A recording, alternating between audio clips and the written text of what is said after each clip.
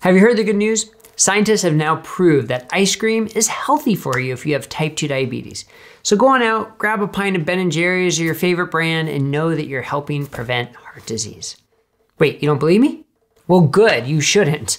I'm Dr. Brett Scher, the director of Metabolic Mind, and this is the perfect example of the dangers of believing in low-quality nutrition epidemiology studies. And the reaction to these findings kind of shows how inherent bias and preconceptions change how we and others view research findings. So as an example, an equally low-quality evidence study suggests that type 2 diabetes is caused by eating too few whole grains.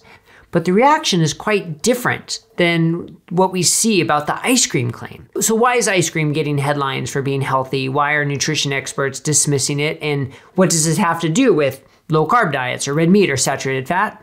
Well, let's get into all of that. But first, please remember, Metabolic Mind is a nonprofit initiative of Bazooki Group, providing education and resources about metabolic and mental health. Our channel is for informational purposes only. We're not providing individual or group medical or healthcare advice or establishing a provider-patient relationship. Many of the interventions we discuss can have dramatic or potentially dangerous effects if done without proper supervision. So consult your healthcare provider before changing your lifestyle or your medications. Now, The Atlantic first reported the study of ice cream is healthy, and it's based on a paper written but not published by a researcher at Harvard School of Public Health.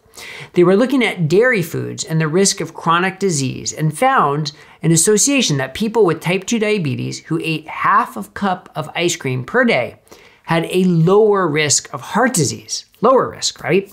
So according to the Atlantic article, the researchers tried to quote unquote make it go away. That means like looking for statistical reasons of why it can't be true, right? Because it goes against everything we believe. But they couldn't, no matter what they did, the finding was still there. And here's where it gets really fascinating, I think. The article quotes other scientists explaining why this can't be about the ice cream, right? They come up with alternative explanations, like people probably ate ice cream to cool down after exercise. So they had a net benefit from the exercise. Or, well, ice cream is better than a slab of chocolate cake. Or the calcium in the ice cream was a net benefit, or things like that. They were trying to explain it away.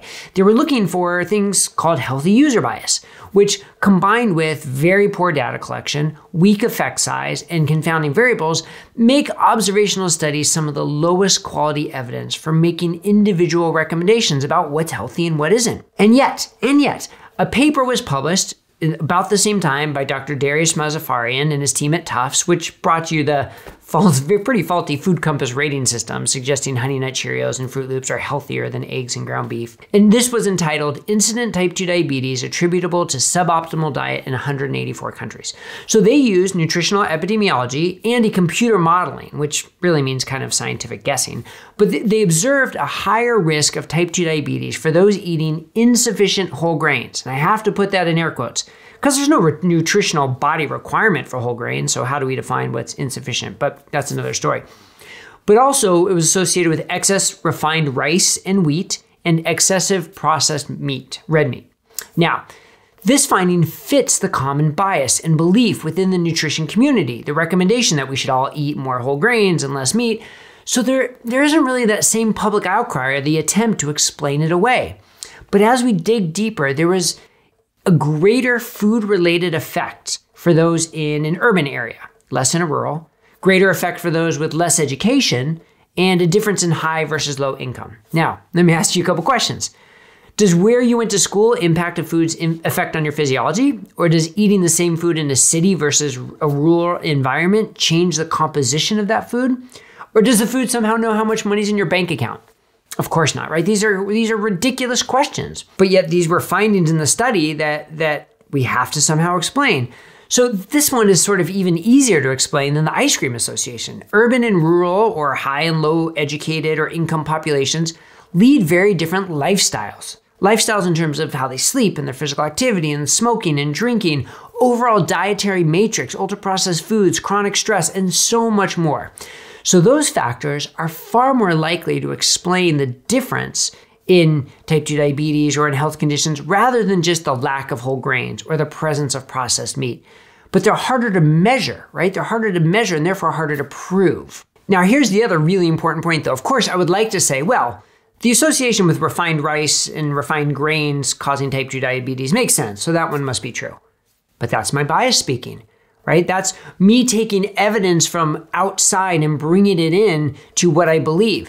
The evidence is equally low quality from this study, whether you're talking about the rice or the grains, so it can't be relied upon to make any meaningful conclusions.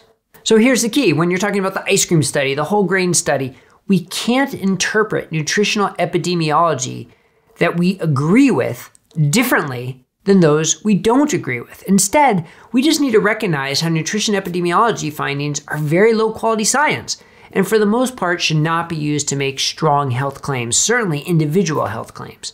Now, we can use the results to generate hypotheses that we can test in randomized controlled trials.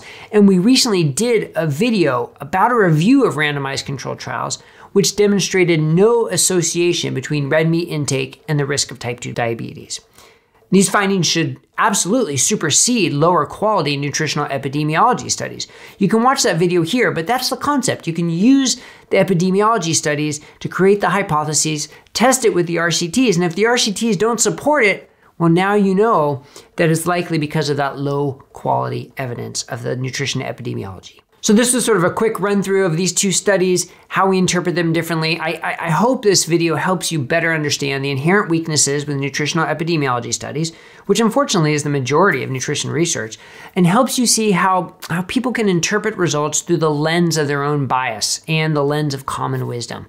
And that's not how we should decide what's healthy and what isn't from a scientific perspective. So anyway, if you found this video helpful, please click the thumbs up and subscribe, and please share it with those of you who think may benefit from it. And please leave a comment. I'd love to hear your take on nutritional epidemiology and nutrition research in general. It's not that we can just we should throw it all out, but we have to learn how to appropriately interpret it and how to relate it to recommendations. So anyway, thank you for watching. I'm Dr. Brett Scher. We'll see you here next time at Metabolic Mind.